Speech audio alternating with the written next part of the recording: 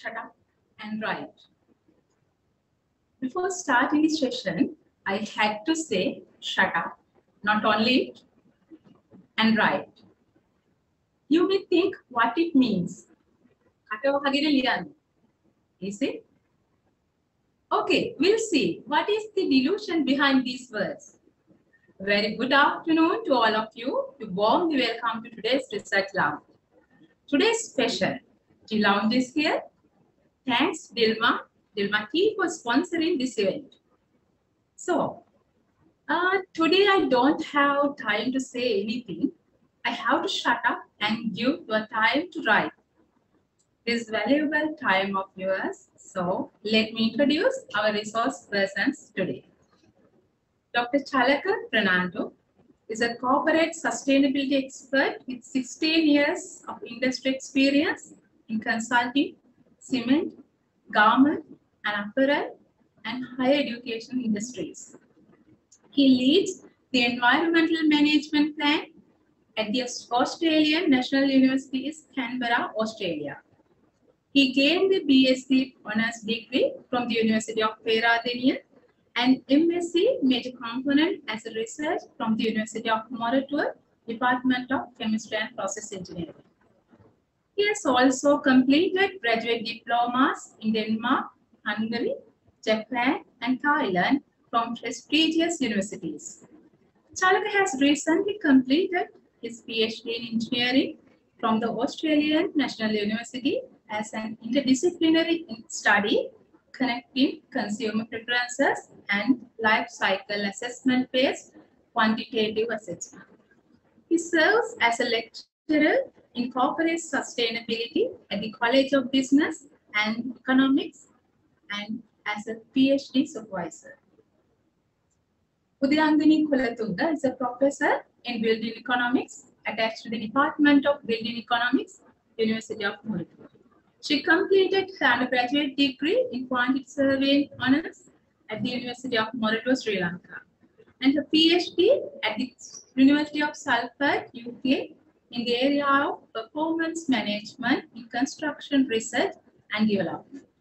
Currently, she supervises a number of MSc by research and PhD students at the University of Moratua. Madam, writing is not an easy task, especially academic writing. Our mind goes here and there. So many complaints from students. Why academic writing is difficult and challenging? Hello, Naini, can you hear me?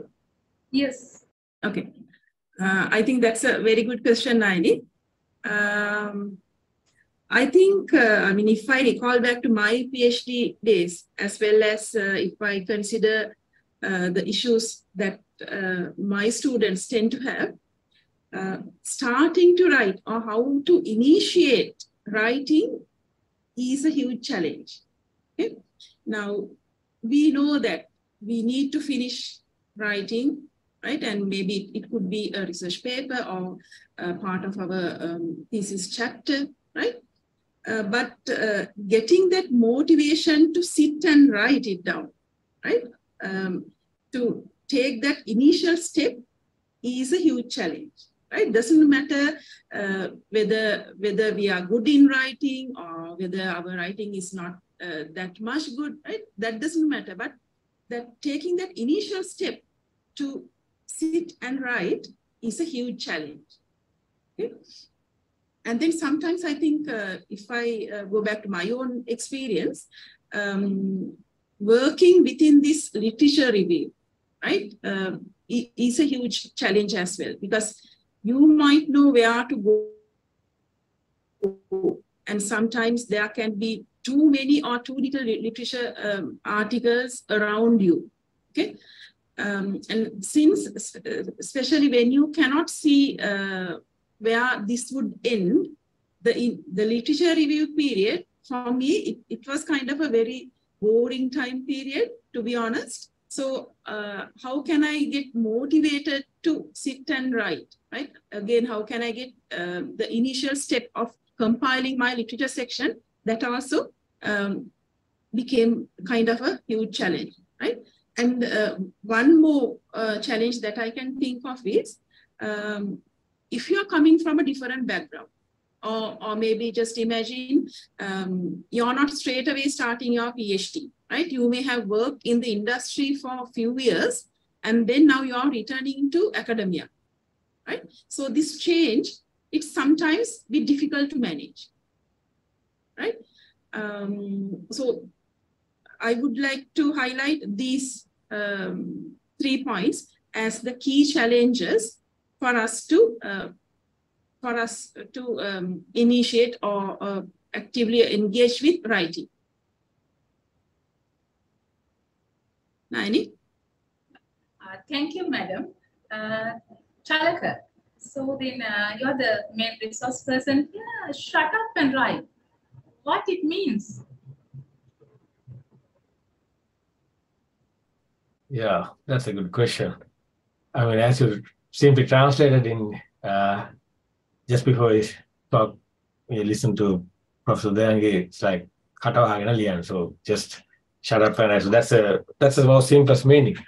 And I think for me to share my presentation, Professor Deyangi has set the nice context. I'm from the same cohort. I'm not deviated. I'm from the same cohort. I think still I'm from the same cohort. Writing for me is still like something like that. So I prepared a couple of slides and maybe let's go through it. Then let's make it a collaborative learning environment. First of all, it's not something that I want to deliver by alone. And I'm just trying to arrange my 2 screens. Give me a second to make sure that I upload the right screen. Can you guys see my screen now? Yes. Cool. Okay. So let me arrange this screen like this. Yep. So okay. Just to set a bit of a context, as I started, we all are here to learn. So no one is superior.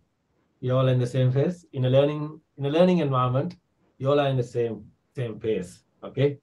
Call me as Chalaka. You don't mind to call me sir, doctor, nothing like that. So I mean, yeah, culturally we have some, how can I say, confinements, but at a learning stage we shouldn't avoid everything. That's my first message. So please collaborate. So no one knows everything. Even I'm here to learn from you. With that, I have a request because if otherwise I'm speaking to many ghosts. If you're happy, please switch on the cameras. This is something I always say when I deliver a virtual lecture or workshop. So if you have any private concerns, don't switch on. That's fine. If not, yeah, feel free to switch on the camera. So then at least I know I'm speaking to some humans. Good. So first is actually ice breaking. Okay, so everyone has to speak here.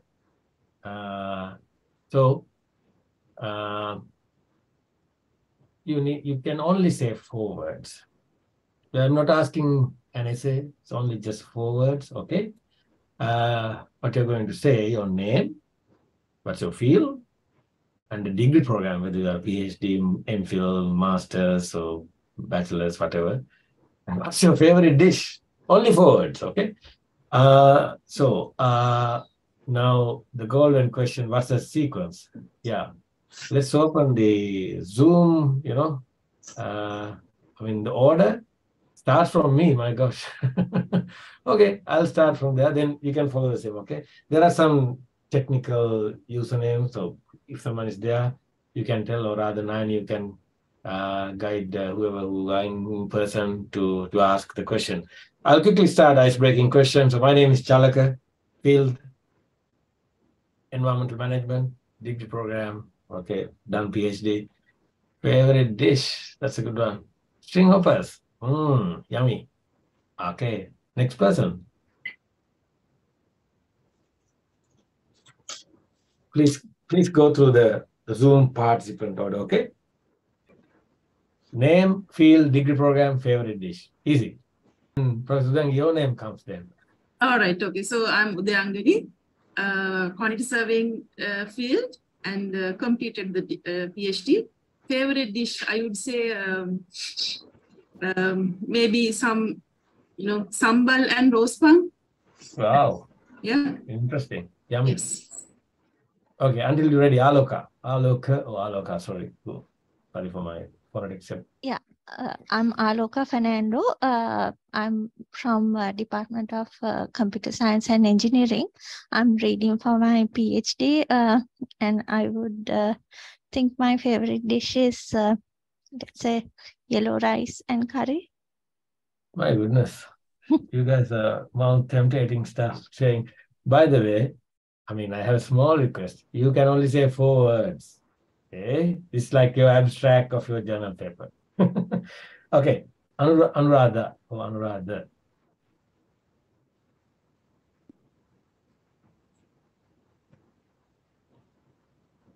Anuradha, can you hear us? No? Okay. Ashani Karyosu. Ashani, I'm from civil engineering and I'm currently doing MPhil, and my favorite dish is rice and curry. Okay. Okay. Divyadarsan Seetharman. Seetharman, yep. Yeah, my name is Divyadarsan. My field is engineering. I recently completed my Master of Science in Industrial Automation. My favorite dish is chapati made from atta flour. Wow. All good stuff. All good stuff. Okay, Tushar Srinath. I'm Tushari Sanaviratna from library. I have done masters and my favorite dish is pol sambal. Nishanga, okay, your name again popped up. Seems like we had to listen to you somehow. No? Okay, Dilakshi Madhushika. Hello, I'm Dilakshi Madhushika. My field is quantity surveying. Currently, I am reading PhD, and my favorite dish is chicken kot. Interesting. Gimani Dhanushika. Hello. I am Gimani Dhanushika. Field of mine is environmental engineering or management. I'm doing masters by coursework in University of Adelaide, and my favorite dish would be pol roti with kolas curry, something like that. Okay. Adelaide, pol roti and kolas curry. That's interesting. Israel Berma.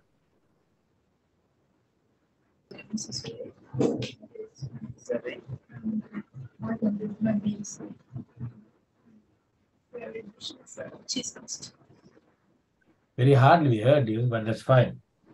Hey, Veera Singh. I'm Kavini. Yeah, Kavini, yeah, go ahead. Yeah, from electrical engineering, and my degree is MPhil degree, and favorite dish is baked pasta. Super. Okay. Sorry if I pronounce your name correctly, mate. Kajavatani. Sorry. No, it's Kajodhani. Kajodhani, quantity surveying field, and Bachelor of Science in Quantity Surveying, favorite dish, Pittu. Pittu? Oof. Kalindu Vendis. Your turn, mate. Yes. Name Kalindu, field disaster management, degree program, PhD, favorite dish, Koddu. So many Koddu guys. Okay. Kasun Gunasekara. I'm Kasun, quantity surveying and studying for MPhil now. Dish is coconut sambal and rice. Wow. Lakshita? I am Lakshita. I am doing quantity surveying in my field, and I'm doing my degree program is PhD. Favorite dish is pizza. Okay. Lichini? I'm Lichini Kesha. My field is quantity surveying, and I am reading my PhD. My favorite dish is string hoppers with for summer. Mine too. Now you ask what on here.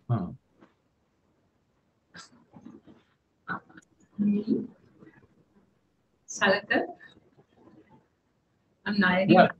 Yeah. Field in library science. So many degree programs. So then the favorite dish for sambal and the rice. Cool. Nivantika?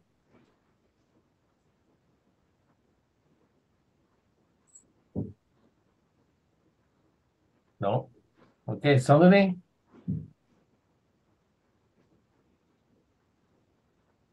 Osanka? I'm Osanka Ratnasiri. Field is academic literacies or TESOL, teaching English as second language. Yeah. Degree program, I'm preparing for my PhD, and favorite dishes, milk rice and chicken.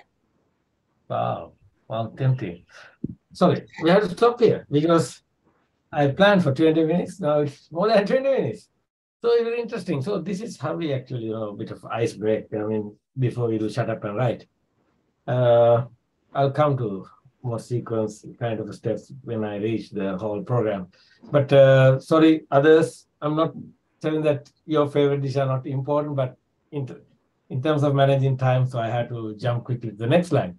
So this is the program content for the day. Yep, I'm going to share with you guys on my writing challenges. I mean, yeah, I have a lot of challenges, possibly more challenges than you still. So I'm not worried because there are a lot of methods that we can apply to manage these writing challenges. Okay. Then writing experiences. If you like to share some of your experience, I'm really happy to hear because then I can customize a bit of my, the coming slides for you guys. You know what I mean?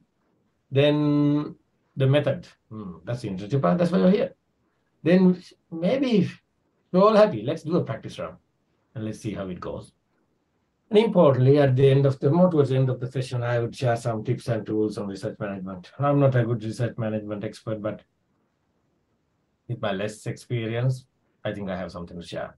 Sometimes good to learn from less experienced people. Okay. By the way, why you read a PhD, MPhil, MSc or a postgrad course? Can someone give a couple of good answers? Why you are reading? Now, as I said, we all are here to learn. We are ready to listen. There's no wrong answer.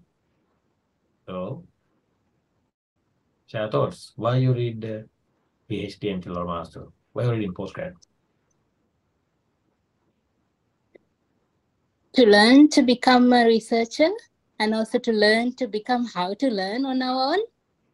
How to learn on our own. Wow, that's interesting, man. Yeah, I like that. Any other thoughts? To solve a problem. To solve a problem, exactly. The big problem that we think, the biggest problem that we think is our research question, the thesis, but there are many other problems there, but still we are trying to solve that. Yeah. That's good.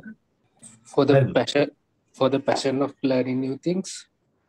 For the passion? Wow. Yeah. I had to learn from you, man. I mean, for a passion, you are reading a PhD. Okay. I've too done it. Yeah. Lovely. What else? To learn to hate our area of field. That's a good one. Super. Yeah, I also hated for the time being. I'm like, first 1.5 years, maximum 2 years, then I started loving it. You will go there eventually. Anyway, so to do all these things, try to explore your passion, to hate, or rather, to explore new areas, to solve research question and all.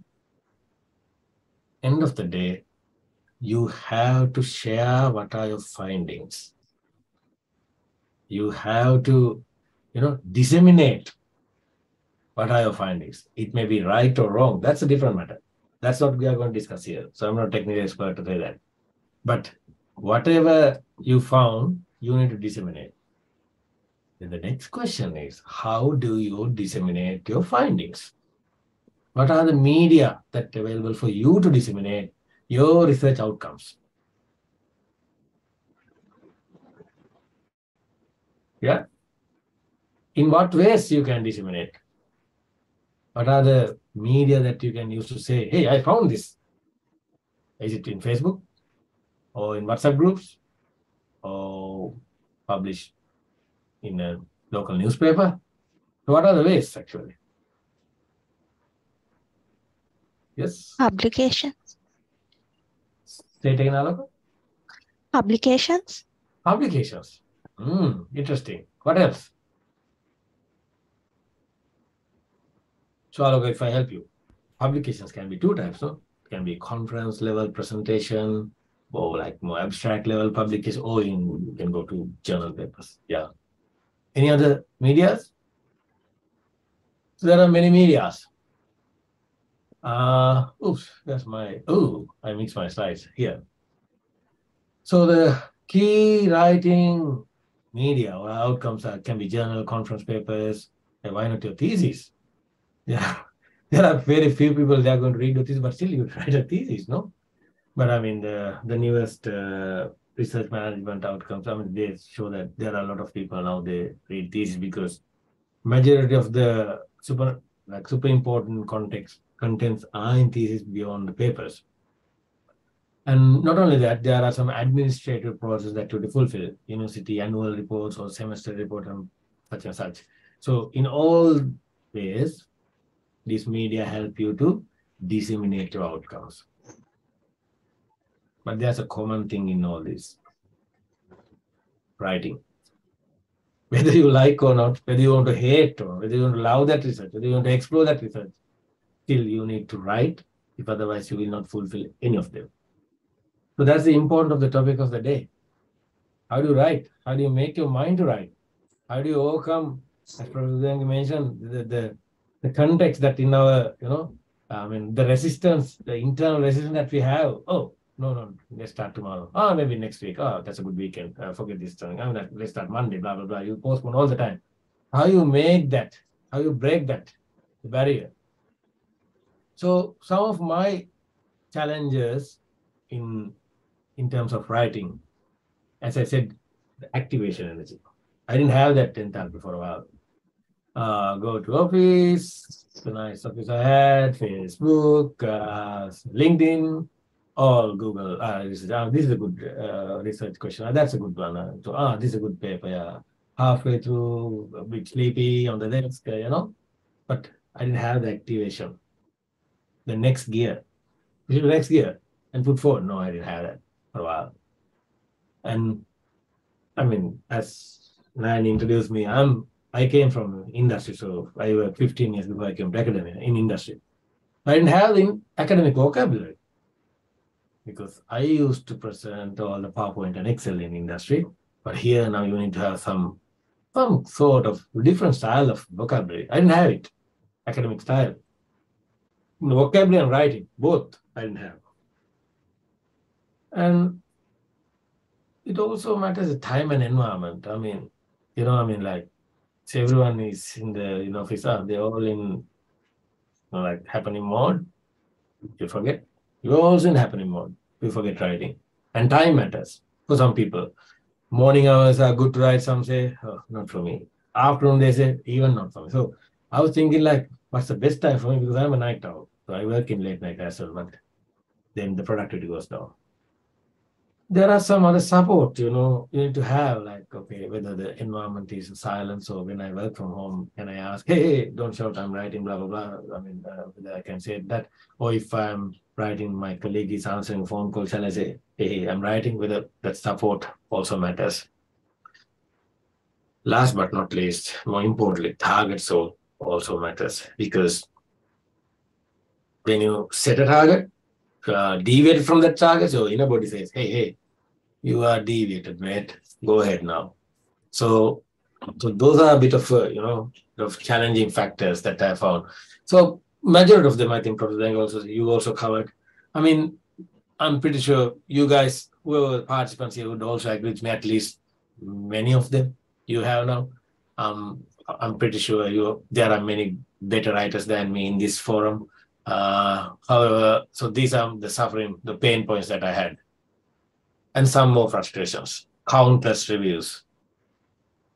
Oh, even when I see the screen, oh my gosh, what I have done. So these are like the left part is actually, that was my first conference paper. I had to go to 13 review rounds. And some review rounds, one with my postdoc, one with my professor.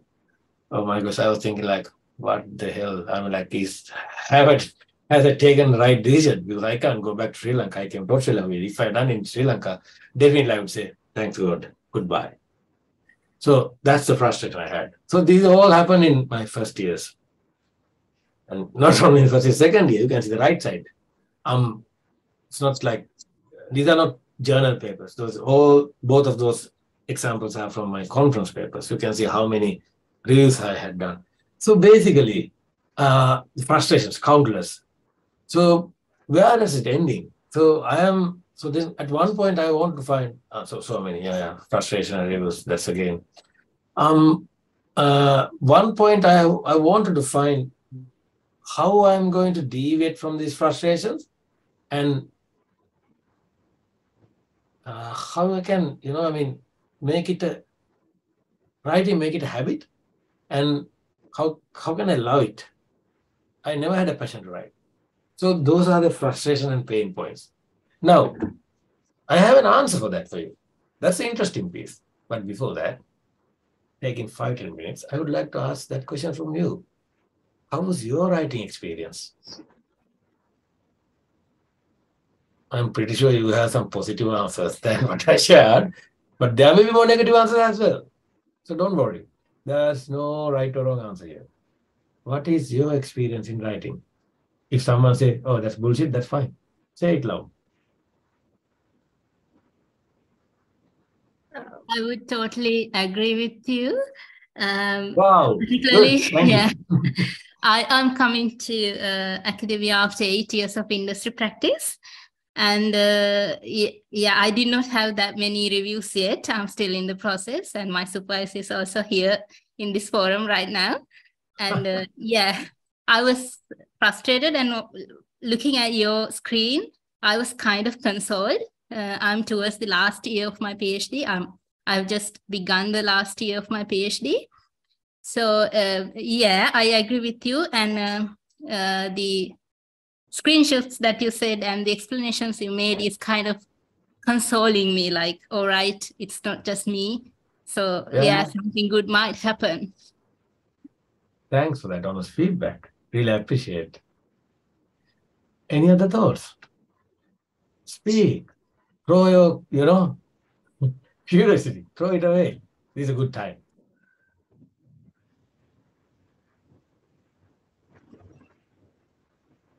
So if you don't speak, shall I assume you're all passionate and, writing is my best hobby, something like that? Or, that's a word. Can I chip in, Chalaka? Yeah, please do it. Yeah. I think I had a combination of frustration and enjoyment as well. Frustration, especially when my publications are rejected, right? After so many revisions, after so many meetings we had. So that is kind of a frustration point for me. And the motivation was when they get published, especially I'm really motivated to do publication. So, and when I know that whatever the content that I can include within my publications, I mean, especially during my PhD time, I know that they will be part and parcel of my PhD thesis as well. So that gave motivation in a way that it would save my time, right? And since I was energetic in producing papers, at the end of the day, this process helped me to kind of complete my PhD drafting quick as well. So that was kind of a enjoying experience that I had. Lovely. Yeah. So that's a very motivation. I'm like a good motivated, you kind of, expression. Yeah. Yeah, certainly I agree with you because, after the frustration, after 13 reviews, so when I got the email, your paper is accepted, and that's a visit to China. Okay, so university pays me for that. Okay, that's good. You come to a bit of a motivated stage. So then again, you are writing your second paper. Oh, okay, frustrated. But again, it's accepted. Wow, they go there. But sometimes, as Professor, you like to mention, so I had a paper that it's been rejected by 3 journals, but I still tried it for the 4th one. My gosh, that's it's a disaster. But still, there's an enjoyment for sure. And for me, actually, it's an enjoyment, but the other part is actually, for me to complete the PhD, I had to submit at least 3 high-ranked journal papers, otherwise they would not offer the degree. So that's a must for me. And so I chose conference and journal both.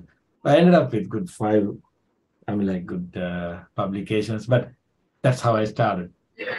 Yeah. So basically, now we know there's an issue, but there's an enjoyment, as Professor rightly mentioned. So how we can climb the ladder from the issue to that enjoyment? So that's where, like, I was searching for something, and at the end of my first year, I found this very interesting program. So sorry for my abbreviation. SUAW stands for Shut Up and Write. So this is how we write all the SUAW. Shut Up and Write. So this is like an abstract of the Shut Up and Write methodology. So if I give a quick history about this Shut Up and Write program. So this started in San Francisco, US. Yeah. So quite similar to Toastmastering. Why you go to Toastmastering? To practice your vocabulary and speech and some leadership. So why you go to Shut Up and Write? To practice your writing skill and some leadership skills. So that's how it started. It hasn't started as a pure academic kind of program. Quite similar to Toastmaster. But then the academics have seen the value of adopting Shut Up and Write to academic program in order to persuade people to write. So what I'm going to share with you on the San Francisco Bay, this happening Shut Up and Write, but the real happening academic Shut Up and Write. So my whole negative energy goes out when I start talking about Shut Up and Write, because this is one of my, saviors. If otherwise, I'm pretty sure I'm still writing my thesis. Yeah. So it's a structured program, but within the structure, there's a huge flexibility. It's controversial, isn't it? But I said structured and flexibility. So I'll try to explain that. So the program goes as this. Okay. You have to find some like-minded people. What's the like-mindedship in academia? Someone would like to pursue the research. Someone wants to disseminate the research. So that's like-mindedship. And meet at a place, in a pre-arranged regular place. So there's a caveat now. During COVID time, we met, like when I was writing, we met virtually. So that doesn't mean that you need to find a physically, in person, a face-to-face place. But I had to tell you that I have experienced Shut Up and Write for 2.5 years. So I was a moderator in Shut Up and Write for almost 1.5 years in my university. I mean, I had a lot of positive experience when we met in person. It was just, something really passionate. There's a spirit when you meet people, face-to-face than virtually. But again, it depends on the practicality. But very importantly, punctuality matters. The regular pre-arranged communication part matters. Like at least you need to announce like a couple of weeks before, hey, we are meeting. So then everyone can block their calendar. So it's my writing day. That's not my modeling day. That's not my, any other commitments. Yeah. So then the next is actually create a contact point for the new members, because it has to be a progressive kind of a program. Because maybe within the next couple of months, some of you guys here will graduate. So does that mean the Shut Up and Write program going to die? No, it has to fill with the newcomers. So we need to have some contact information for that. So there are different ways that you can facilitate these first two elements. First method is for a few months, a few weeks, that can be facilitated by the university. But the question there is actually, where the ownership lies. So in Shut Up and Write program, the ownership lies with the students, not with the university. The university has nothing to do with Shut Up and Write. So if you want to write, if you want to follow this program, you have to get, like a kind of a connection. Maybe you guys already have some maybe WhatsApp group or a Facebook group. Whoever who in postgrad, you may have different social media channels. That may be a point to organize. And so that can be a contact point to create new contacts as well, new members as well.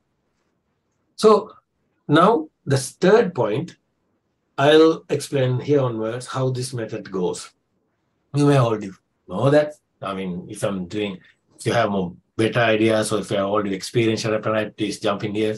I would like to hear thoughts. So how this goes actually, the Pomodoro technique. Pomodoro technique is quite known in academia or even in business world. I mean, the say is you can concentrate 25 minutes at a stretch. There onwards, you break your concentration, your productivity goes down. So that's a Pomodoro technique, one of the principles. So shut up and write absorb the same principles. And what we do, so we meet in a nice place and an environment that supports writing. A collaborator or a coordinator is there to, guide and support a bit. And the first part that collaborator or the coordinator going to make is something what I have done in the first part as this presentation. Throw some ice-breaking questions. How's your day, guys? What did you eat? How was the last weekend? What's your favorite city to visit? So some nice questions you throw. Very generic questions. No, the questions that doesn't need to open any private matters. That makes sense, right? So then the participant, they have a small, chit chat, maximum 15 minutes. Cut it down. Then you start your writing. So 25 minutes, you write. Then the coordinator stops you at 25 minutes. Ask to take a break. Some people go to toilet, bathroom, Facebook, whatever you like. Drinking water. If you want to eat, anything. Then again, after 5 minutes, sharp after 5 minutes, you again start writing. So likewise, you go 25, 5 minutes break. 25 minutes writing, 5 minutes break. So likewise, you go like 5 sessions. So that means you reach 2.5 hours. So then you take a larger break, 30 minutes break. That can be a lunch or some refreshments. Then again, you go another 2 hours or 2.5 hours. So maximum that you can do, shut up and write, but I experienced is 6 hours, including a half an hour break. So usually we start 9 o'clock and we finish 2:30, or sometimes 8:30 to 3:30, sometimes extended sessions. So that middle, the 30 minutes in between the large slots, it's very important for, like if you bring lunch or someone, you get a bonus, someone supplied lunch, wow. Yeah, that's something interesting. So have a chit chat and eat. So that's the time that you pass your stress on writing. But writing together reduces a lot of stress because you feel that. Actually, I start feeling that. So I'm not only the culprit. Everyone is in this room are culprits. They have right. Not only me. I'm not the sinner. There are many sinners with me. And the other part is actually, I'm too lazy to write, blah, blah. But others are like typing. The highest frustration and the motivation for me is I don't have not a single word to type, but all others are typing and I can hear this keyboard talk. That's very annoying. And then I have to think, hey, I should write something. But thing is, how are we going to write? What are we going to write? So next slide comes for that. Please be patient with me. Yeah, so that's actually the fourth point. Work on anything so long as it works. It can be a transcription or analysis, reading, organize your notes. So we don't promote email, but if you don't have to at least go through emails, that will reduce some burden. Yeah, so it's not that how many words that you write, but the first couple of days, at least the first couple of 25 minutes, it's a bloody burden. You might think, oh, such a waste of time. But please believe me, past that couple of slots, you will come to, that enjoyment. You will read that enjoyment. So how do you do that? But there's the fifth line is very important. The regular, like a turnout. Yeah, shut up and write is not for everyone. Some people like it, some they don't like. But still, the important thing is, if even not a single person turn out, if you won't write, and if you have been in that place as prearranged time, you start writing. You follow that 25 minutes and 5 minutes time. Yeah, and it doesn't need to, lead by an expert. But if we can find an expert, professionally sound expert, yeah, that's a bonus, but it's not a must. So how do you manage these 25 slots? I'm going to share my screen. I think you can't see my screen now. Give me a sec. So yeah. So can you see my screen, by the way? Yes. Yeah. Cool. So the Pomodoro technique, I mean, you have a Pomodoro, I think Pomodoro itself has a timer. So these are, like freely available timers that you can find to support your Pomodoro technique. You start and go ahead. But I mean, in ANU, I mean, where I studied, so we use actually mytomatoes.com. This is an interesting one. I'll share this slide. So all this information are in the slides, but if you want, you can take notes. The interest part of My Tomatoes is, we can maintain our own login. And so, okay, now it started. So you can set your preferences, but 25 minutes is set. Okay. But it has all the records that you have done. So these are the records. Okay. So time, and I mean, what I have done. So 18 May, Journal to Architecture, Journal to Literature, survey data, blah, blah, blah. So everything I noted. So it's like a mini log for me. And by looking at, when the log is growing, I was like thinking, I'm doing something, that bell clicks, that rings. So likewise, you can manage your actually, your writing log in this kind of software. Don't try to write if you have any confidential findings or something, don't write, because we don't know what kind of software is this. The only thing is, I just like, okay, what I have done. So even when I was doing marking, marking has nothing to do with PhD work, but so I have to teach and mark, so that I wrote, then I know what I have done. So if I have done some, quantity survey, quantifying survey and all, modeling, everything is, you can record here. It's not a complex tool. It's a very simple one. So My Tomatoes. So if you can't reach 24 minutes, you have to squash the tomato. So you are then you haven't achieved. But once you reach 25 minutes, when you hear the ting ting, the noise, the wow, that's awesome. So these are a little bit tools. So I mean, nothing fancy. They're very simple tools. But let's go back to our slides. Yeah, so I think I have to share my screen again. Yeah. So all those links are here. So those are with support slides. So what you want, I think I went through this slide. I mean, we need to volunteer, to coordinate, student-led. We set our rules. So it's not like someone come and say, hey, you do this, you do that, and everything. We had also, some etiquette to maintain. You need to value everyone.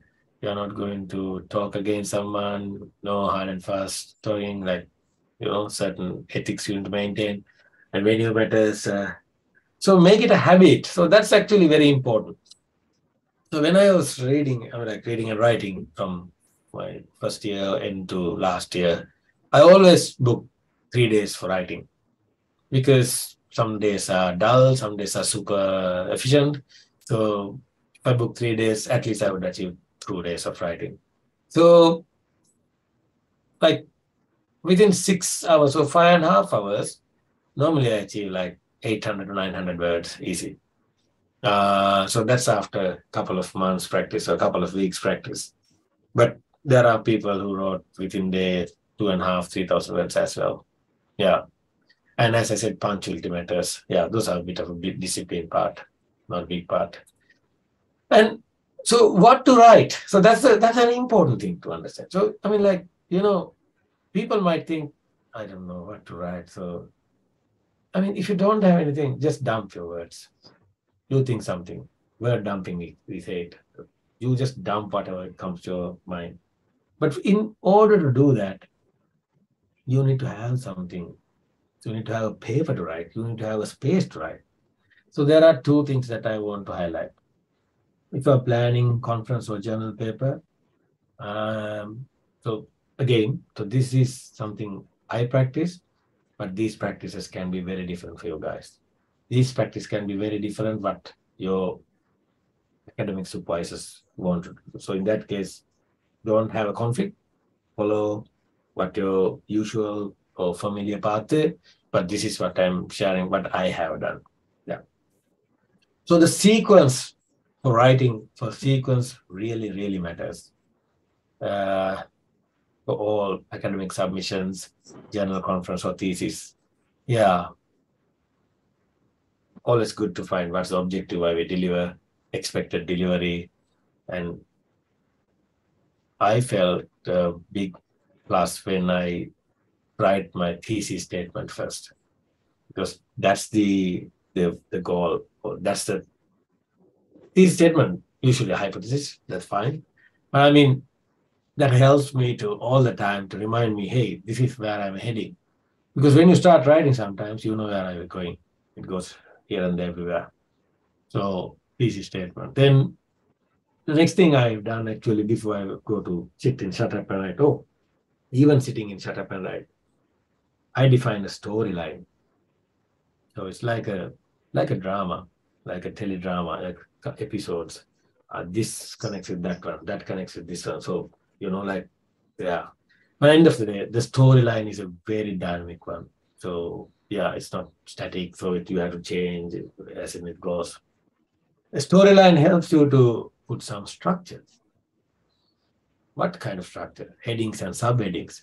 So when you reach headings and subheadings, that's the time that you can dump your words, dump your sentence, dump your statements. Don't worry whether they are right or wrong. Who cares? Because this is your draft. You are not going to show this to your professor or panel, or you're not going to submit this. Just word dump, sentence dump. So that's what you do in Shut Up and Write. So 25 minutes, you are going to write something. To write something, you need to have at least an empty document, a template ready. So up to structure the sequence, you have to do a bit of a homework. When you have a structure, headings, subheadings, you can write. That's where you sit that 25 minutes and start writing.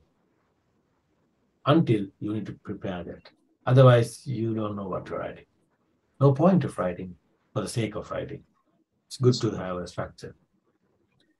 When you have the headings and subheadings, I used to do the paragraph arrangement and paragraph arrangement using topic sentences. By the way, do you know what's topic sentences? I never heard that term before, like when I was studying in Sri Lanka. Maybe I haven't been to the lectures, that may be the reason. What's meant by topic sentences? Can someone tell? So the topic sentences are the first sentence of a paragraph. Nothing rocket science. It's very easy. So in academic writing, actually, I learned this from my professor. So he asked me one day, so how many literature papers, so how many relevant journal papers that I have collected? I said 147. He asked me how quickly you can read them. I said at least 147 days. Because I need 1 day to read one paper, because I have to digest it, I have to enter it to my literature review summary, blah, blah. He said, maybe you can do it within a month. Within 20 days, he said. I asked how. And he gave me a very nice secret formula. Maybe that's how he read my papers. I knew that then. So read the abstract. Headings, topic sentence, topic sentence, topic heading, topic sentence, topic sentence, topic sentence. So if you read only the topic sentence of a journal, you read the full journal. Because the paragraph try to elaborate what's written in the topic sentence. Tell me if this is wrong. Read a journal paper and let me know. I'm giving my email address in the last slide. You can give me, hey, what you said is wrong. Yeah. So topic centers really matters. So when you have that structure, then you are building on top of the topic sentences. Some people say, yeah, order of writing, top to bottom, technique or the methodology piece, then results, discussion, lit review, intro, conclusion, abstract. And I like this. I like this right side, the sequence. I followed it. And sometimes I had to follow a bit of an awkward one. But in general, I followed this one. I mean, it's again up to you, and please follow what your academic supervisors are instructed and what they like, because there can be different genres of writing. They might follow different sequences. But if you really want to, dump words, dump sentences in shut up and write, this is a good sequence. You can, if you want to generate results, you can talk about the results, discussion, anything. And don't worry about the review. So writing and review are two different things. When you write, don't worry about grammar. Don't worry about spelling, nothing. You just write. That's what you do in the first instance. Because if you start writing and reviewing, your brain switches in between and your natural flow is disturbed. With that, you may not be able to achieve what you're planning within a given time. Because in review, you need to act as a third person with a different lenses. But in writing, feel free, add anything, because it's your document. No one is going to read until you pass it to someone, So don't try them at one go. So that was a sequence about journal conference and part of it. But when it's come to a thesis, this actually, I will share this document. Actually, I had to ask from my academic skills department to share this document because this is something given to me by them. So we call it thesis argument map template. Yeah. So in the thesis argument map, first of all, I make a structure how to write. Then I fill that structure. And obviously, you need more space. This table is not enough to write a thesis. But here, this is the space that you structure your thesis. And what I've done actually, before I start writing, I showed this structure to my professor and to my panel and asked, hello, professor, this is my thesis structure. What do you think? So then they commented, oh, this section may be not required here. Why not to push that to that one? Oh, chapter 3, the title, I think that should be better if you come with this one. So that kind of a pre-alignment, not 100%, like 50-50 kind of alignment you have before you start writing. Because sometimes some professors, their duty is actually to produce the best result out of their PhDs or MPhils. So they have to take some rigorous decisions in order to maintain that quality. So, where I study, it is pretty normal that sometimes they say, oh, solve this chapter 3 and 4. Oh, chapter 4 is awkward. We have to rewrite that, blah, blah, blah.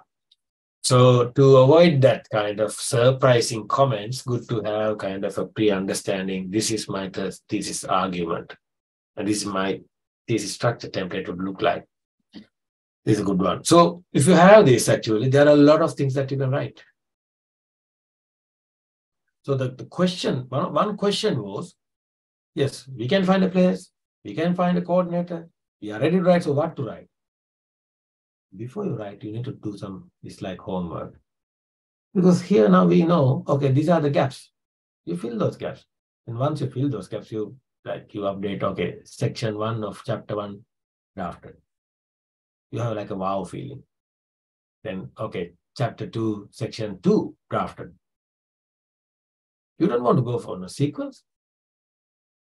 Whatever you have an idea, whatever you confidence of dumping sentence, dumping words, go for it. That's shut up and write.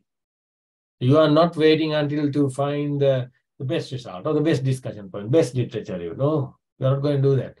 And even you are not going to, did I tell you? Yeah. You are not going to referencing. That's later. Referencing is not a big deal. you think you have done something correctly, a number of sources you can find on the internet. Go to Google Scholar, find any references. So that's that's not writing. That's something else. Then finally you'll see, okay, you submitted thesis. That's a big wow. I was thinking to go with 15 minutes shut up and write practice, but I think I have consumed more time than I planned to. By the way, maybe we might not do this practice, but up to now, do you have any questions? Do you think it's a practical tool?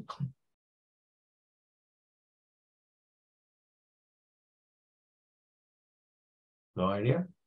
Good. So why don't someone speak? Do you think this, or rather, there are many tools, shut up and write is not the best? What's your idea? I would like to hear.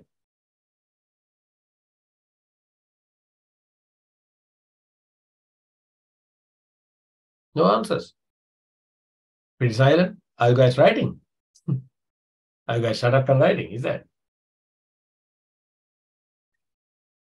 Okay. So that's the main idea of shut up and write. But some interesting question that comes during the discussion of shut up and write, that also matters.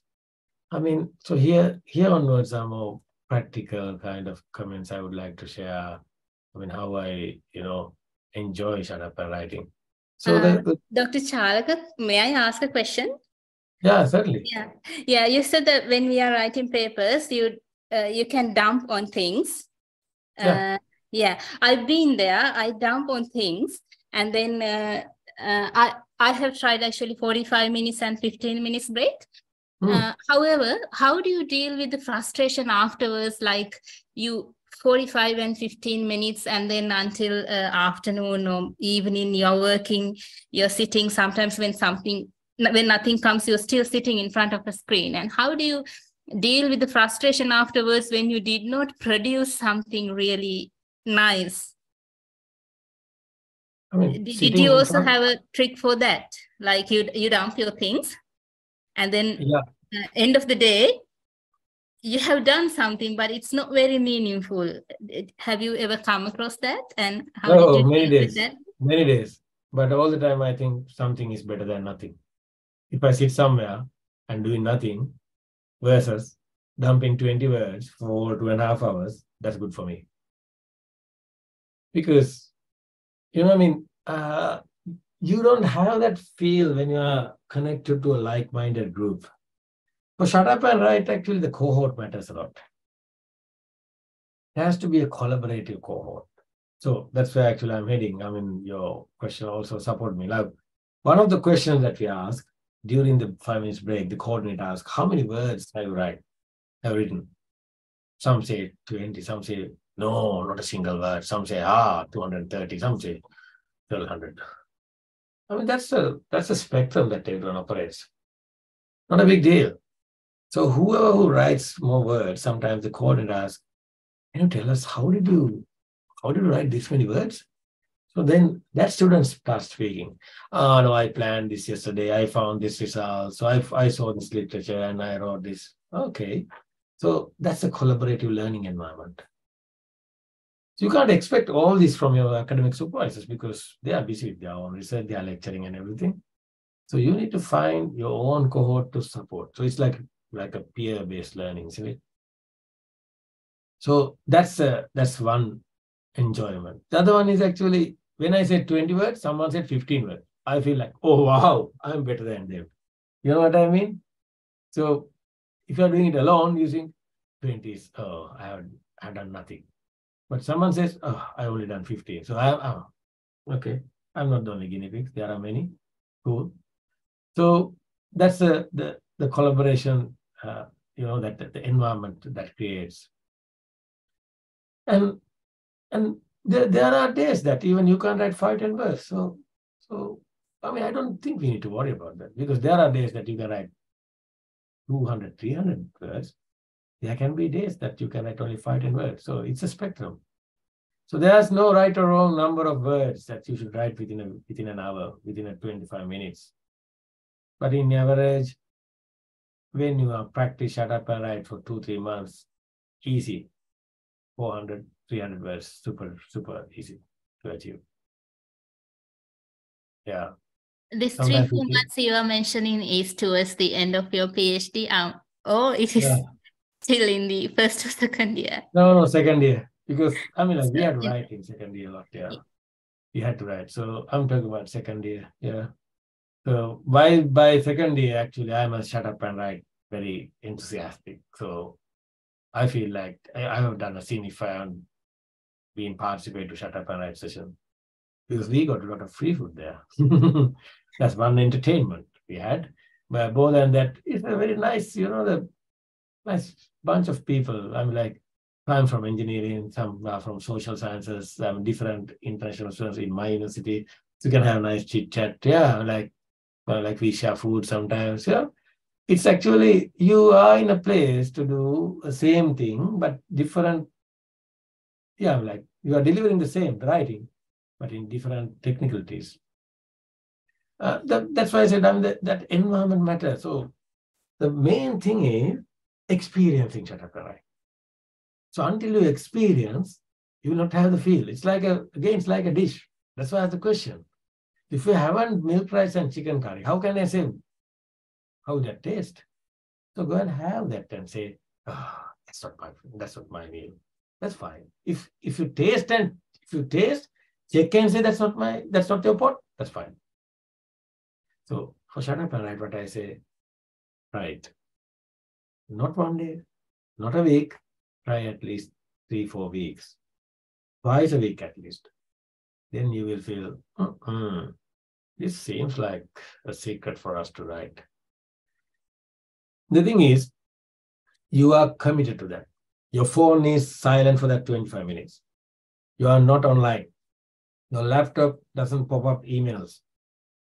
You're writing. The only software that you can open, Word, MS Word or LaTeX, if you're writing on LaTeX, or the referencing tool. But as I said, while writing, you are not supposed to even open the referencing tool. That's something else that you can do later by reviewing. But if you have some results generated, it can be an Excel or other modeling software, you can open that because you need to pull that data if you're writing. So only 2 softwares you can open. Your writing software and your results. So that's actually confine your thinking, confine your all focus to those 2 elements. That's provide a discipline. That's provide an environment, right?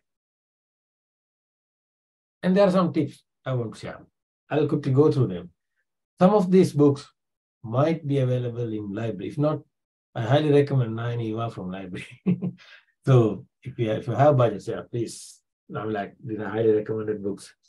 And I'll also give you a tip that you can find some of the content of those books free of charge in official way, not in an unofficial way.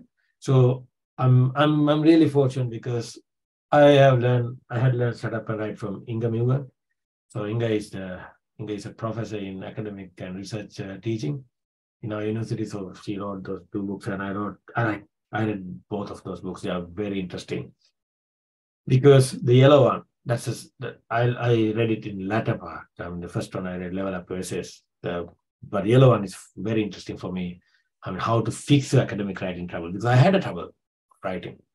So that book has taken me stepwise in a nice sequence how you can solve, how I can explore my personality of writing. So then tips on tools, word, grammar, spelling, Grammarly, But those the middle 2 ones, you might know. If not known, I want to share that. So again, I think I have to share my screen because that's the issue of Zoom, isn't it? So academic phrase bank. So one question someone asked, maybe, how we, activate the writing. The first thing is you have to, when you have kind of an understanding of how the journal paper structure is set and, the context.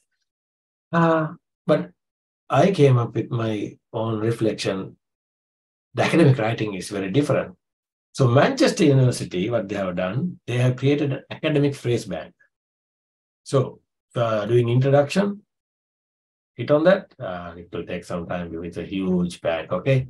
Okay. Being cautious. So if you want to show being cautious, hit on that. That will take you. Yeah. Here. I mean, like all writing stuff. These frequent storms might be due to climate change. So, the styles are given. So you don't want to worry about the phrases now. Everything is stored here. You can copy paste this. Everyone is doing it. So this is nothing like plagiarism. No, you can't say. These are common terms. But only thing is you have to customize. Don't tell about climate change if you are doing research on highway management. You need to customize. But thing is, this topic shows you how to be cautious when giving explanations. So if you know that's your issue of writing, go to the phrase bank and find something. This is allowed using Shut Up and Write. No hard and fast rule, but I've done it a lot. And especially when I was writing my journal papers on results, discussing, how can I be critical? On that, so that takes you to, highlight inadequacies or identify weaknesses of a single study or something. However, or the use of, different adjectives and connections and conjunctions and all. So everything is in this phrase bank. This is a good resource. This is one of the academic educators, they shared it. I really owe her, for sharing this one. The other one is actually, that's the sound of, the tomato. So that's 25 minutes. So now it's time for a break. If you have used that software, it tells you 25 minutes you take it. So this is what we use in, Shut Up and Write. That's a nicer sound for me after 25 minutes. Okay, now we are not using it, something else. So this one is actually British National Corpus. So British National Corpus, or we call BNC, is actually a software, free software. It's a freeware. But only thing is you can check only 100 words per day. We don't check that many words. But the interest part is, you can find the thesaurus or the content or the frequency of the word. And usually the corpus, it's we frequently use to find what's the pre and suffixes, what kind of words can be in front and what can be words, what are the words that can be in the suffix or the rear side of the flow. So this is another tool that I use. So if you don't know, like let's say whether you put where or there or something after that, what kind of words that can appear, destroy. So sample, context, no. Where I can go. Actually, I forgot to first of all I log in here. Yeah. So once you log in, yeah. So okay, nothing right there. I'm there still. So go to search. So okay, I'm going to show a bit of example. So this is nothing to Shut Up and Write. These are some tools that you can find. Okay. Let's put C. Oops. Oh no, collocates, sorry. So the collocates, the word phrase. So you can set how many words that you want to, in behind and front. So let's say one word here, then one word there, the collocates. Say, find collocates. Oh, it's an error because that's 400,000 times the corpus. So is a very common one.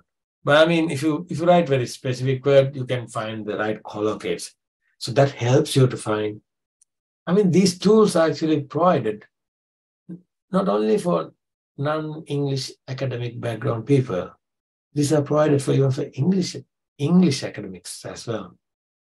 Because English is a language and it's a different skill. But you have better skills on your research and your research subject area. So you don't want to, hinder yourself because of you don't know English. So that's why these tools are created. So please use them. So those links are in my slide here. The slides are available for you. So the other, can you see my slides by the way or not yet? We can see it. Yeah, cool. So, oops, no, that's not required. The other one is actually write direct. So write that. Something similar to Grammarly. Right. It's free.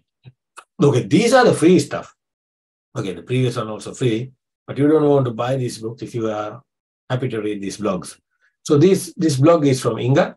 Inga is the professor I said, one of the key authors of these two books. So she maintained her blog. The interesting part of this blog is she writes the blog weekly. So if you go to the blog and find anything in academic, you can find, I guarantee. Because she has started this blog in 2004 or something, still she's writing. Weekly, she's addicted. And because of that, if you feel like, okay, you got stuck in literature, how to write proper literature, there'll be nice slides coming up.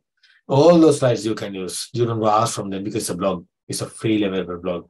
And if you get stuck somewhere, write to her. She might respond, but she might take 2 to 3 weeks. She's very busy. Anyway, and this is another blog actually, CBS one. So that's from Denmark actually.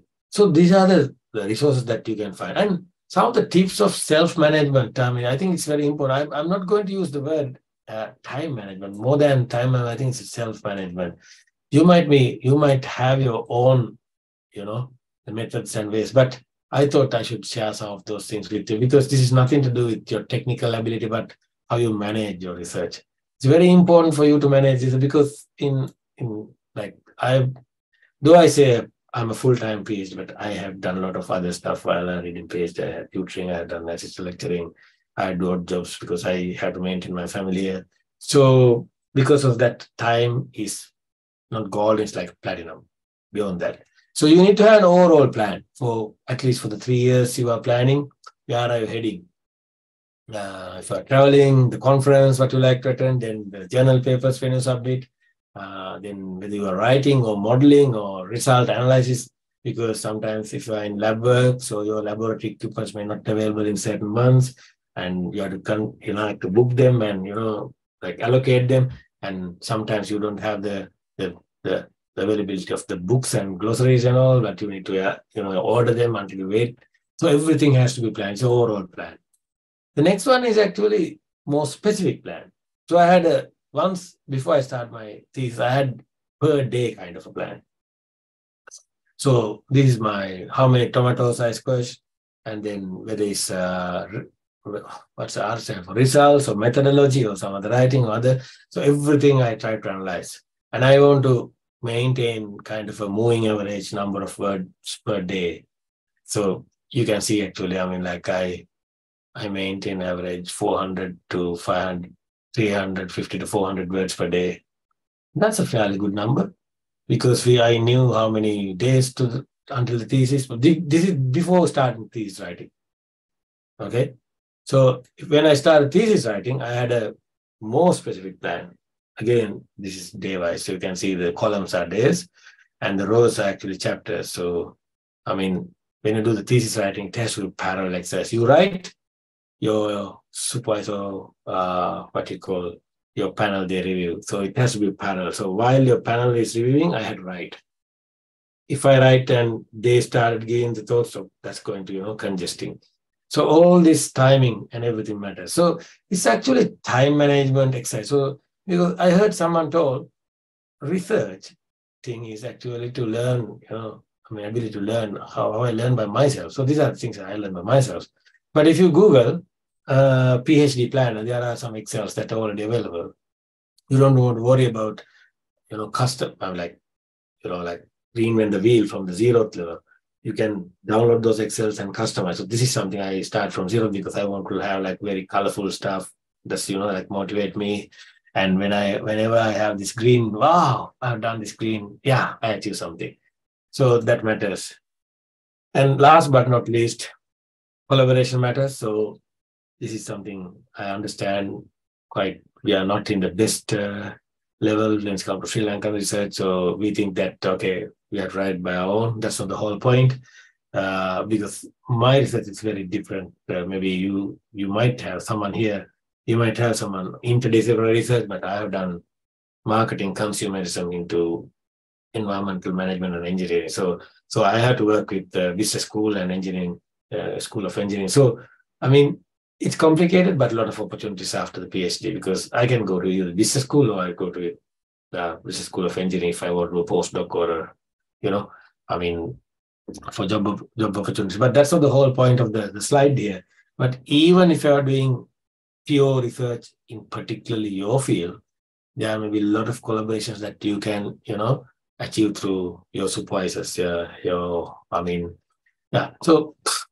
those are some quick stuff. And before submitting, obviously you do interview, but Turnitin, I'm not sure whether University of Malta, I'm sure you have Turnitin, but whether you provide it to high degree of research or MPhil PhD students to check their papers. If that's the case, that would be awesome. Because for us, maybe Professor Deangi or Nani, do you have any idea? Other PhDs can use Turnitin facility in your Malta? We were able to use, but I think it is going to be discontinued, isn't it, Udayangani, madam? Yes, still we have it, but they might discontinue it because of the funding issues, but this to keep it, yes. At the moment, but even nowadays, actually, Grammarly also provide good certain, these things. I mean, but Turnitin, I'm like, that's what to use. So, anyway. So, then one thing that we get stuck during writing, shut up and write. So not in particular writing phase, but in the reviewing phase is actually housekeeping of your reference software. Because you try to download or rather save your whatever you like in your literature, but you don't know where you saved it.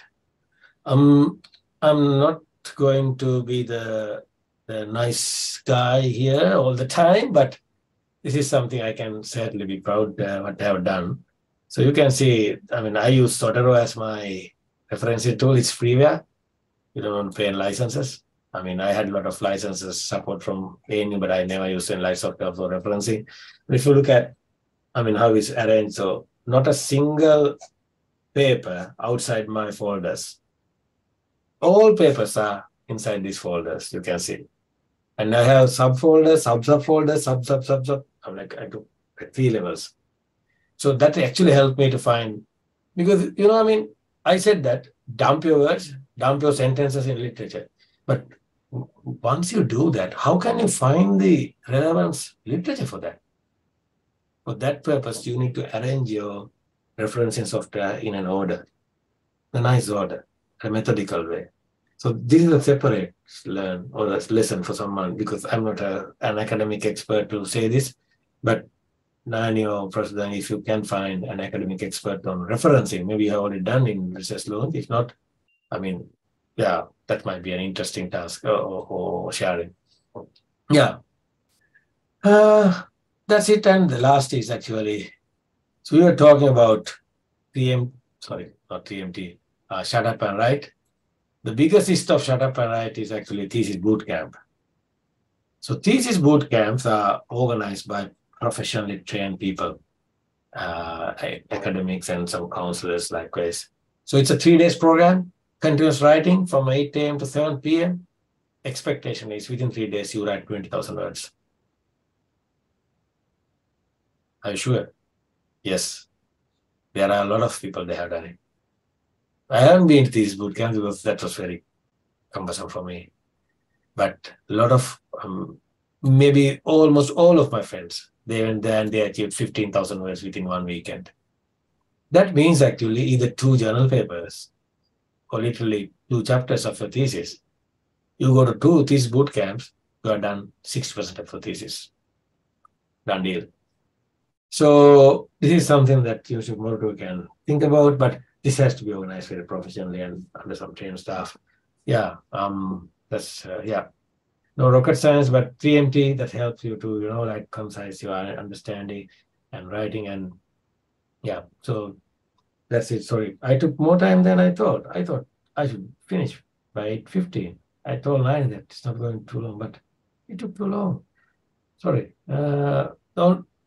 So I started with Shut Up and Write, but I ended up with some tools. I thought they might be interesting because these are interconnected, If I don't know how to do the, collaboration is not something, but self-discipline on the managing what I'm writing and also what I'm going to write. So that's why I shared these some tips. And even I follow a lot of their blogs. So if you go to Inga's blog, actually, yeah, this is one of my favorite place. I hang out during my PhD time. You name, oops, this is not Inga's one. This is Colentra. That's from DK. Inga's one is like thesis whisperer. So yeah, it's actually world famous. Yeah, go there and you can find n number of resources. Yeah, you search anything, there are 600,000 words to search. Imagine the terms that they have used. Each week she writes something, preparing for a Bing writing lesson. And now the biggest topic is ChatGPT, because Turnitin they activate ChatGPT. I mean, I don't know, other grammars they have included as well. So yeah, so we've been trained now how to look at ChatGPT. But anyway, that's it from my side. So I haven't saved much time for questions. I'm very bad on time management today. Sorry for that. But any questions or any challenging arguments? Happy to hear.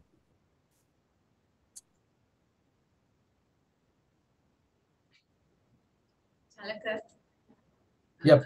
after writing a chapter, we send it to the supervisor, isn't it? Then they make comment, and we have to revise it accordingly.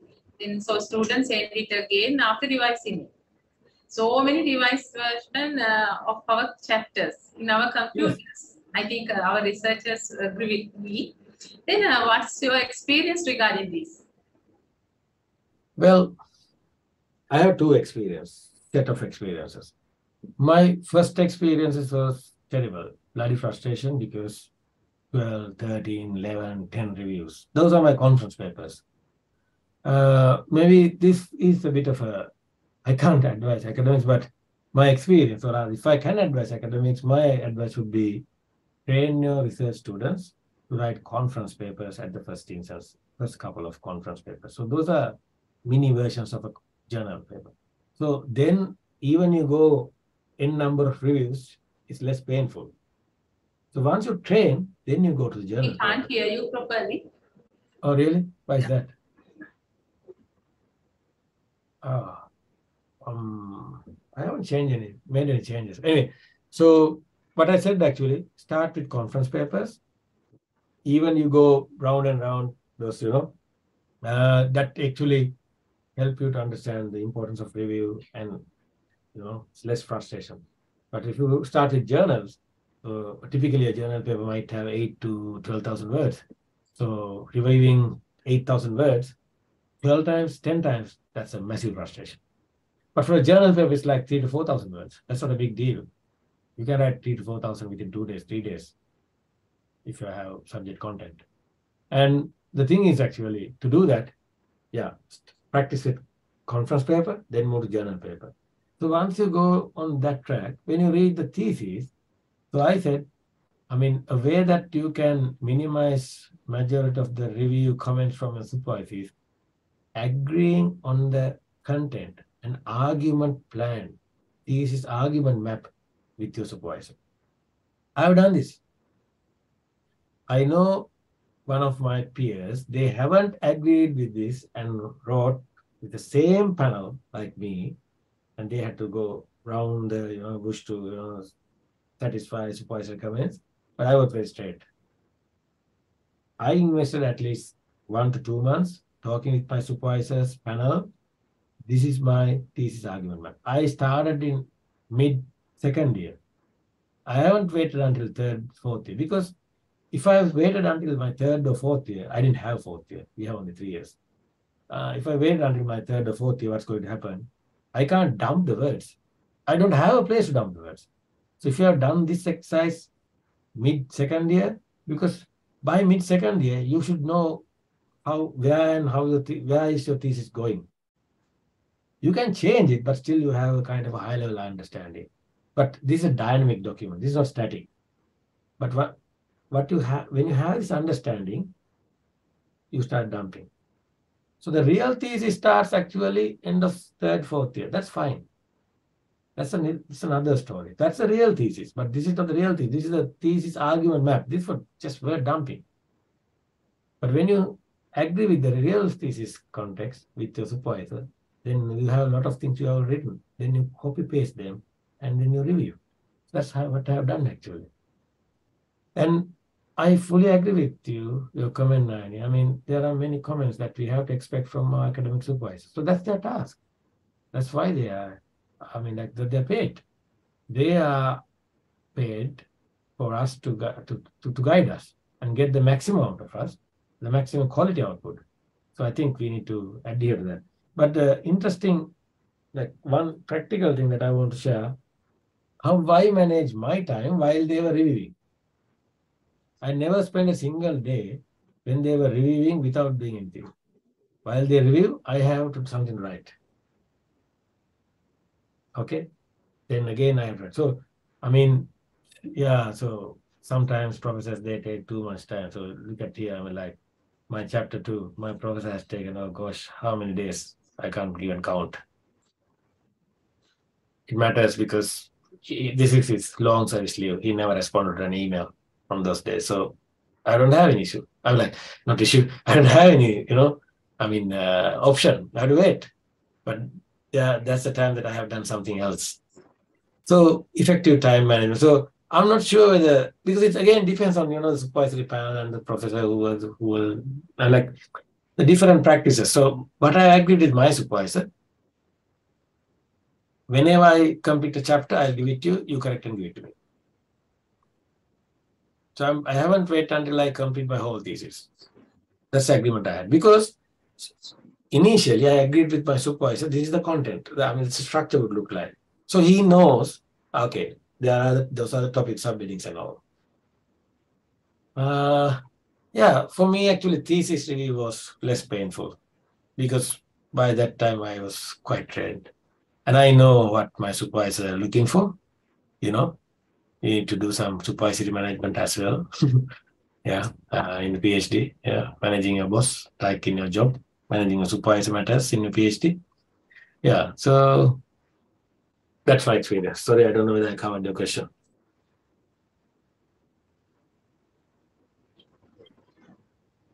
Okay, thanks. Madam, very first thing is how to take the first step. That's it. So then it's very difficult to be mindful. How can you be motivated to write? I think there can be different motivating factors for different people. For me, one of the motivating factors, as I mentioned to you earlier, it was getting my work published. So that motivated me a lot. And also seeing the green light. Say, for example, okay, you can see your kind of completing chapter 2 or nearly completing chapter 2 and then chapter 3 likewise. So getting the green light for your chapters and then at the end drafting the full thesis. So that motivated me and that assured me that because while doing a PhD, we have other expectations in life as well, isn't it? We need to spend time with our family. There will be other job commitments, etc. So if I can get this done, I will be able to enjoy the rest of the factors along, right? So that motivated me a lot. Thanks. Dear researchers, do you have any questions to clarify here?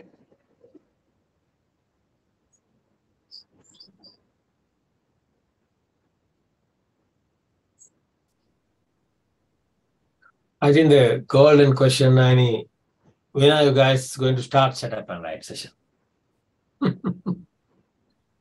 Who's going to take the leadership from this cohort? Or, yeah, who's going to start this one and make a trial and see whether this is the right fit for you guys?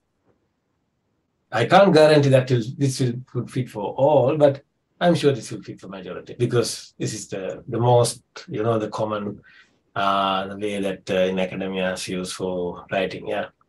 So I think we need more, how can I say, self-initiators, leaders from researchers. I wish that you can, take that first bold step. Yep. So then we are going to wind up the session now. The expert, thank you so much for the informative session. We learned a lot, many new things. So we highly appreciate your valuable time. And your participants, thank you so much for your participation. We'll meet in another fruitful discussion in next month. Thank you and goodbye. Thanks, everyone. Thank you. Thank you. Bye.